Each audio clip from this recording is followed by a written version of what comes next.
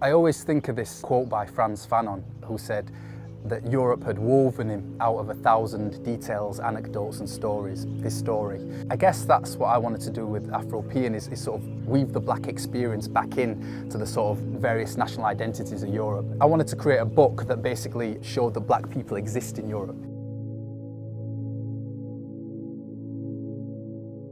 This park was really formative to my sort of experience of a black community. It's Roundwood Park in Harlesden. Playing in this park, there were kids from Iran, from Japan, from Jamaica. The whole world was in this park, which is, I think, the story of London. I guess it was the nucleus of the idea for Afropean. The seed was planted in this park in lots of ways. When I first thought about writing this book, I noticed that there was nothing online about the sort of black European experience. I kind of almost wanted to travel almost as a tourist, like where would I go in Brussels to find the African community, and there was very little online. So I set up an online sort of destination to produce a place where the black community could go and say, oh, I'm going to Stockholm, like where's the African community in Stockholm? And that became Afropean.com. The book was really forged by a community of people across the continent who were saying, oh, you're going to Stockholm, this is the community that I'm from and you should check here. They would say, oh, well, there's this place in the central Paris that you should check out. But then once I went there, they'd often send me to the periphery. And so really, I think Afropean as a travelogue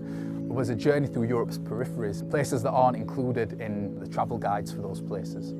By the end of it, I saw that the virtue of writing this book is that I could get these communities to talk to each other through the narrative of the book, even if they weren't talking to each other person to person. Because I think that, you know, it's important that there is some solidarity amongst the black community in Europe when we're seeing this rise in nationalism. The African American experience has been woven into the mythology of America at large, you know. Everybody knows who Martin Luther King is, you know.